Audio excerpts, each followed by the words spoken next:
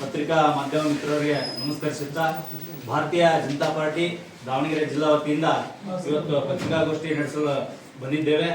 ಈ ಪತ್ರಿಕಾಗೋಷ್ಠಿಯನ್ನು ಈ ಪತ್ರಕರ್ತರಾದ ಬಿಜೆಪಿ ಮುಖಂಡರೆಲ್ಲರೂ ರಾತ್ರಿ ಏನು ಎಮರ್ಜೆನ್ಸಿ ವಾರ್ಡಿಗೆ ಹೋಗಿ ಅವ್ರನ್ನ ಪೊಲೀಸರು ಯಾರಿಗೆ ಹೊಡೆತ ಬಿದ್ದಿದೆ ಅವ್ರನ್ನೆಲ್ಲ ಮಾತಾಡಿಸಿ ಅಲ್ಲಿಯ ಡಾಕ್ಟರ್ಗಳಿಗೆ ಅವರ ಸ್ಥಿತಿಗತಿಗಳನ್ನು ತಿಳ್ಕೊಂಡು ಅವ್ರಿಗೆ ಕೂಡಲೇ ಹೆಚ್ಚಿನ ಚಿಕಿತ್ಸೆ ಇದ್ದರೆ ಅವರಿಗೆ ಬೇರೆ ಕಡೆ ಚಿಕಿತ್ಸೆ ಕೊಡಿಸ್ಬೇಕು ಅಂತಕ್ಕಂಥದ್ದು ನಮ್ಮ ಶಾಸಕರು ಆಗ್ರಹ ಮಾಡಿದರು.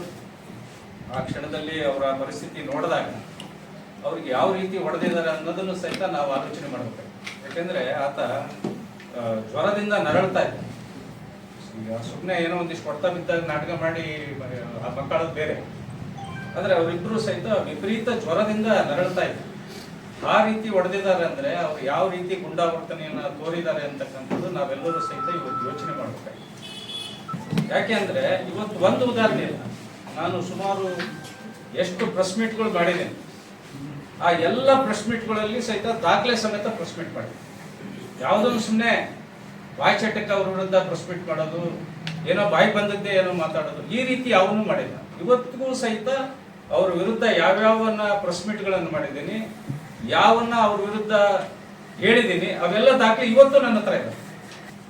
ಮಹಿಳಾ SI ಮೇಲೆ ಹಲ್ಲೆ ಮಾಡ್ತಾರೆ, ಒಬ್ಬ SI ಮೇಲೆ ಹಲ್ಲೆ ಮಾಡ್ತಾರೆ, ಪೊಲೀಸ್ ಕಾನ್ಸ್ಟೇಬಲ್ಗಳ ಮೇಲೆ ಹಲ್ಲೆ ಮಾಡ್ತಾರೆ.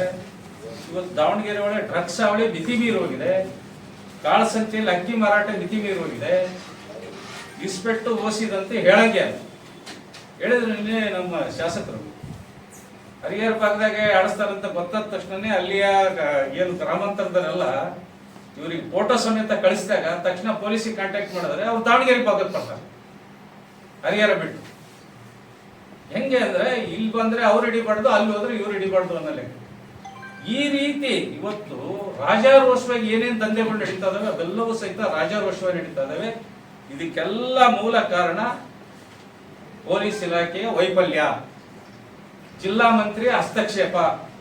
ಜಿಲ್ಲಾ ಮಂತ್ರಿ ಎಲ್ಲದರಲ್ಲೂ ಸಹಿತ ಹಸ್ತಕ್ಷೇಪ. ನಾನು ಹೇಳೋದು ಇವತ್ತು ಎಲ್ಲದರಲ್ಲೂ ಮಾಮೂಲು.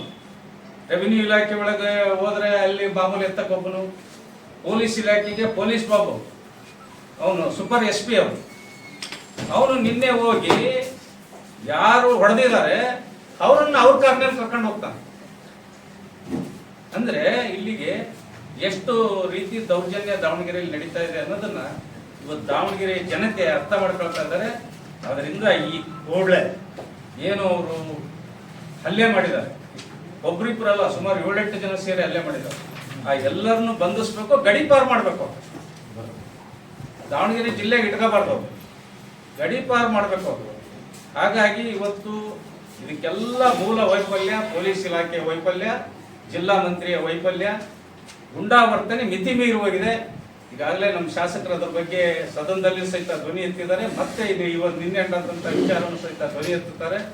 ನಮ್ಮೆಲ್ಲ ನಾಯಕರು ಕೂಡಿ ಅಷ್ಟರು ಸೇರಿ ನಮ್ಮ ಹಿರಿಯರನ್ನ ಕನ್ಸಲ್ಟ್ ಮಾಡಿ, ಜಿಲ್ಲಾಧ್ಯಕ್ಷರು ಸಮ್ಮುಖ ಕನ್ಸಲ್ಟ್ ಮಾಡಿ ಮುಂದಿನ ದಿನಗಳಲ್ಲಿ ಏನು ಹೋರಾಟ ಮಾಡಬೇಕು, ಯಾವ ರೀತಿ ಹೋರಾಟ ಮಾಡಬೇಕು ಅನ್ನೋದನ್ನ ನಿಮ್ಮ ಮುಖಾಂತರ ತಿಳಿಸ್ತೀವಿ ಅನ್ನೋಕ್ಕೆ ನಾನು ನನ್ನ ಮಾತುಗಳನ್ನು ಮುಗಿಸ್ತೇನೆ.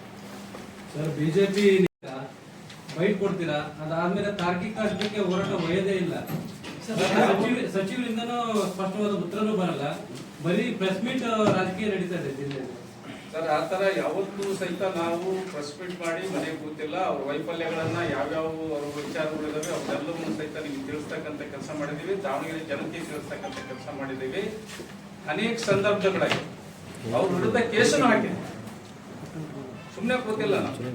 ಈಗ ಹರೀಶ್ ಅಣ್ಣವರು ಸಹಿತ ಕೇಸ್ ಮಾಡಿ ಹೋರಾಟ ಮಾಡ್ತಾ ಇದ್ದಾರೆ, ನಾನು ಮಾಲ್ ವಿರುದ್ಧ ಕೇಸ್ ಮಾಡಿ ಹೋರಾಟ ಮಾಡ್ತಾ ಇದ್ದೀನಿ. ಈ ರೀತಿ ಈಗ ಕೋರ್ಟಿಂದು ಒಂದೇ ಅಕ್ಷತೆಗೆ ತೀರ್ಮಾನಗಳಾಗಲ್ಲ. ನಾವು ಯಾವುದೇ ಕೇಸ್ ಕೊಟ್ರೆ ನಾಳೆ ಬೆಳಿಗ್ಗೆ, ಈಗ ನಾನೇ 11 ವರ್ಷ ಕೋರ್ಟಿಗೆ ಅಡ್ಡಾಡಿದೆ ಒಂದು ಕೇಸಿನ ಸರ್, ಏನಿಲ್ಲ ಇಲ್ಲೀಗಲ್ ಲೀಗಲ್ ಇದ್ದಂತ ಕೇಸ್ 11 ವರ್ಷ ಅಡ್ಡಾಡಿದೆ. ನೀವು ಹೇಳ್ದಂಗೆ ಜನಸಾಮಾನ್ಯರಿಗೆ ಒಂದು ಸಮಾವೇಶ ಕಾಲ ಬಂದಿದೆ, ಆ ಕಾಲ ಈಗ ಬರ್ತಾ ಇದೆ. ಒಂದೊಂದ್ಸತಿ ಪಾಪಿ ಚಿರಾಯಿ ಅಂತ, ಯಾಕಂದ್ರೆ ನೀವು ಸದನದಲ್ಲಿ ಮಾತಾಡಿದ್ರು ಹಂಗಾಗಿ ಸ್ವಲ್ಪ ಪಾಪಿ ಚಿರಾಯಿ ಆಗಿದ್ದಾನೆ, ಅವನಿಗೆ ಅಂತ್ಯಕಾಲ ಈಗ ಬರ್ತಾ ಇದೆ.